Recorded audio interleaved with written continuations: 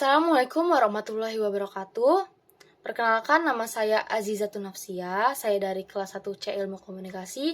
NIM saya yaitu 150322000072.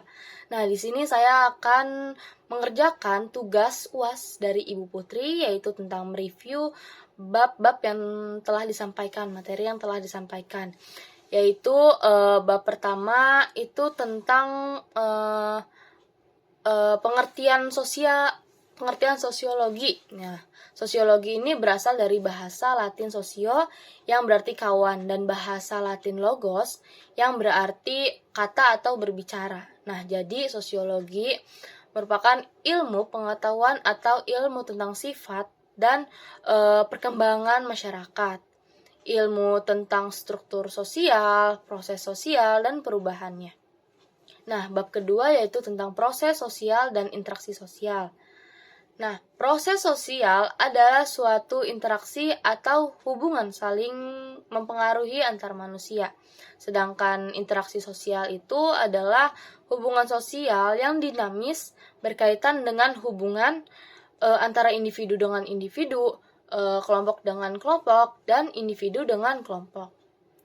Nah, bab ketiga yaitu tentang kelompok sosial dan kehidupan masyarakat. Kelompok sosial dalam pendekatan sosiologis yaitu kelompok sosial akan berkembang dalam bentuk dan kegiatannya di mana kelompok sosial dapat membantu dalam membentukkan kepribadian seseorang yang ada di dalamnya. Nah, kelompok sosial yang tidak teratur itu seperti yang pertama, kerumunan sosial. Nah, kerumunan sosial itu sekumpulan orang yang berada di suatu tempat, akan tetapi di antara mereka itu berhubungan secara tetap. Contohnya itu kecelakaan lalu lintas.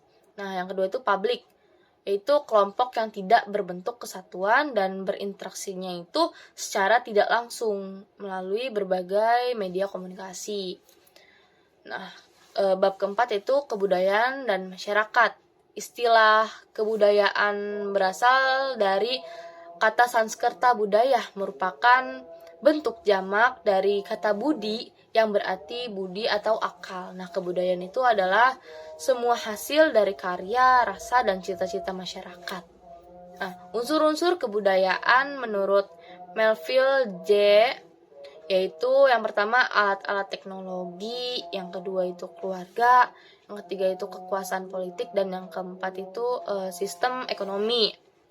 Nah, menurut Bronslau nih, yang pertama itu sistem norma yang memungkinkan kerjasama antara para anggota masyarakat. Yang kedua itu organisasi ekonomi, yang ketiga alat-alat dan lembaga atau petugas pendidikan, yang keempat itu organisasi kekuatan. Nah, bab kelima yaitu lembaga kemasyarakatan. Nah, lembaga kemasyarakatan sebagai perbuatan, cita-cita, sikap, dan perlengkapan kebudayaan bersifat kekal serta bertujuan untuk memenuhi kebutuhan masyarakat sehingga adanya keteraturan dan integraris dalam masyarakat. Nah, fungsi lembaga kemasyarakatannya itu yang pertama memberikan pedoman pada anggota masyarakat. Nah, yang kedua itu menjaga kebutuhan masyarakat. Yang ketiga itu memberikan pegangan pada masyarakat untuk mengadakan sistem pengadilan sosial gitu. Yang keempat itu untuk terwujudnya kesejahteraan masyarakat melalui peningkatan pelayanan masyarakat. Nah, bab keenam yaitu tentang lapisan masyarakat. Lapisan masyarakat itu merupakan pembedaan posisi seseorang atau suatu kelompok dalam kedudukan yang berbeda secara vertikal. Nah, ada dua yang dijadikan pedoman terjadinya lapisan masyarakat, yaitu sistem lapisan yang mungkin berpokok pada sistem pertentangan dalam masyarakat.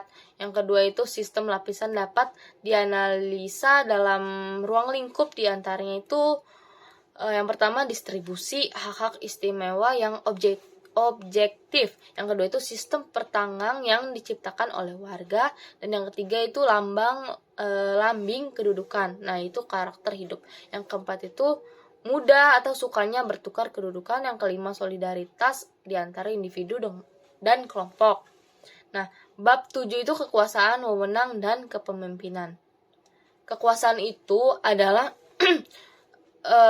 kewenangan yang dimiliki seseorang atau kelompok dalam menjalankan suatu hal. Cara mempertahankannya itu yang pertama membangun politik dinasti, yang kedua itu tidak memberikan kebebasan pada masyarakat, yang ketiga itu menghilangkan peraturan yang bisa merugikan kekuasaan gitu.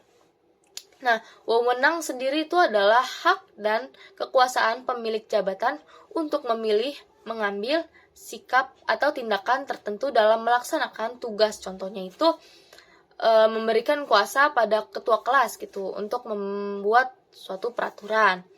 Nah, kepemimpinan sendiri adalah tentang bagaimana mempengaruhi orang lain, bawahan atau pengikut agar mencapai tujuan yang diinginkan pemimpin gitu.